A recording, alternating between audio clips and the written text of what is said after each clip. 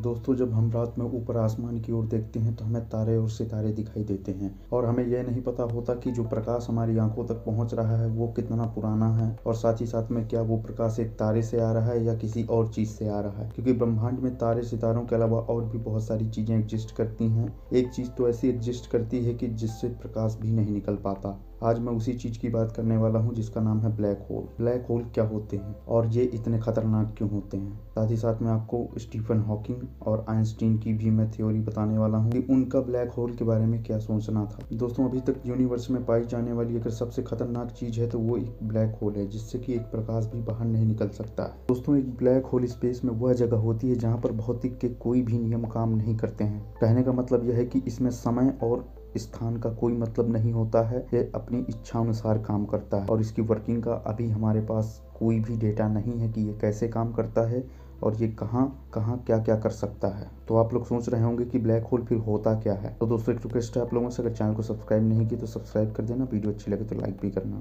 तो आप लोग सोच रहे होंगे कि ना ये जगह है ना समय है, तो फिर ये है क्या।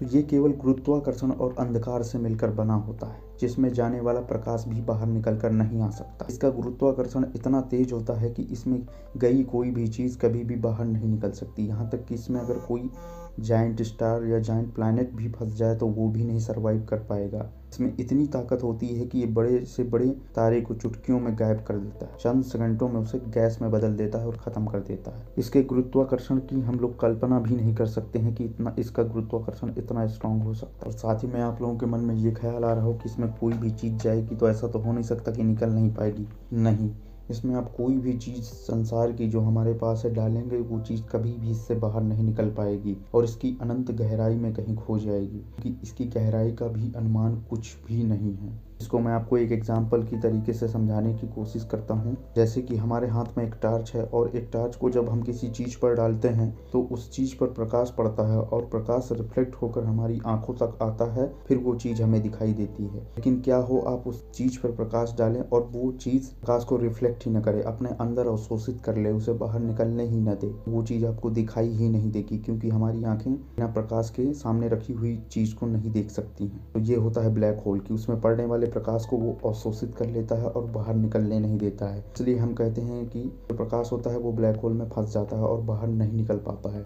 और अभी तक हमारे पास जो सबसे तेज गति से चलने वाली चीज़ है वो प्रकाश ही है, जो कि 3 लाख किलोमीटर प्रति सेकंड की स्पीड से ट्रैवल करता है। और इतनी तेज चलने वाली चीज़ यानी प्रकाश जब ब्लैक होल से बाहर नहीं निकल पाती तो आप समझ सकते हो कि इंसान का कोई भी यंत्र यान और यहाँ तक कि इंसान कभी भी ब्लैक होल के अगर आसपास भी गया तो बाहर निकलने का तो छोड़ो, वहीं काम तमाम हो जाएगा, उसकी बाहरी सतह पर ही जलकर मर जाएगा। अब आपके मन में ख्याल आया होगा कि ब्लैक होल बनता कैसे है। तो ब्लैक होल बनने का कोई स्पेशल कारण नहीं है। ब्लैक होल एक तारे से बनता है। जब कोई विशाल तारा अपने अंदर सिमटने लगता है तो वो एक ब्लैक होल में कन्वर्ट हो जाता है। अब आप कहोगे एक विशाल तारा अपने अंदर सिमट जाएगा तो वो ब्लैक होल कैसे बन जाएगा। तो इसका एक एग्जांपल समझिएगा कि जब कोई तारा बहुत विशाल हो जाता है और अपने अंत की ओर पहुंच जाता है, उसका फ्यूल ख़त्म होने लगता है, इसमें रिएक्शन जो अंदर होती है वो होना बंद हो जाती है, इससे तारा अपनी जो ऊर्जा है उसको ख़त्म करने लगता है और जितना भी मास होता है उसको एक पॉइंट में सिकोड़ लेता है। इसकी जब आप स्विमिंग पूल में स्विमिंग कर रहे होते हो उसमें पूरा पानी भरा हुआ होता है, लेकिन एक नीचे पॉइंट सा लगा होता है, अगर आप उसको खींच देते हो तो वो सारा पानी उस होल से बाहर निकल जाता है बहुत ही फास्ट। तो ये कुछ ऐसा ही सिस्टम है कि ये जितना भी मास होता है, द्रव्यमान जितना होता है, ये उसको सभी को एक जगह इकट्ठा कर लेता है और धीरे धीरे एक ब्लैक होल में बनने लगता है और इसका गुरुत्वाकर्षण बनने लगता है। और इसका गुरुत्वाकर्षण इतना स्ट्रांग हो जाता है कि ये किसी भी चीज़ को फिर अपने अंदर खींचने की ताकत रखता है। इसके प्रभाव क्षेत्र में आने वाला कोई भी ग्रह इससे बच नहीं सकता है और ये किसी भी ग्रह को अपने अंदर खींच लेता है और उसको डिस्ट्रॉय कर देता है।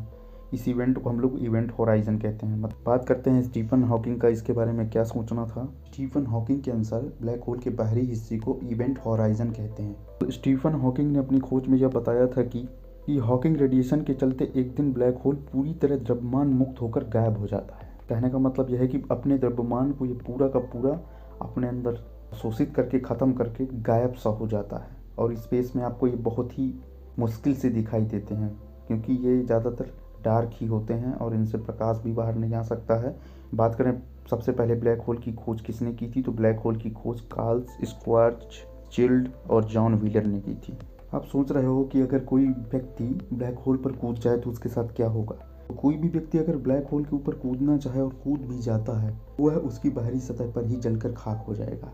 और ब्लैक होल के बारे में जो फिजिकली चीज़ें हैं अभी हमारे साइंटिस्ट के पास इतनी ज़्यादा नहीं है। हमारी जो अभी एडवांस टेक्नोलॉजी है उसके द्वारा जो ली गई रियल ब्लैक होल की फ़ोटो है वो कुछ इस तरह की दिखाई देती है। तो आप लोग देख सकते हो कि इस पर बीच में एक डार्क सर्कल है और उसके चारों तरफ प्रकाश घूम रहा है। तो एल्बर्ट आइंस्टीन ने ब्लैक होल के अस्तित्व के बारे में बताया था कि ब्लैक होल स्पेस में ऐसे क्षेत्र होते हैं जहाँ पर गुरुत्वाकर्षण बेहद शक्तिशाली होता है, जहाँ से एक सूक्ष्म कण और प्रकाश भी बाहर नहीं निकल सकता है, इतने पावरफुल होते हैं। तो ब्लैक होल स्पेस का एकमात्र ऐसा ऑब्जेक्ट है जो कि बहुत ही खतरनाक ऑब्जेक्ट है, ये किसी को भी नहीं बख्शता है। हमारी गैलेक्सी के सेंटर में भी एक सुपर मैसिव ब्लैक होल मौजूद है जिसका नाम आपको अभी स्क्रीन पे दिख रहा होगा। तो आशा करता हूँ कि आप लोगों को ये वीडियो पसंद आई होगी, तो प्लीज़ लाइक करना, शेयर करना, चैनल को सब्सक्राइब करना।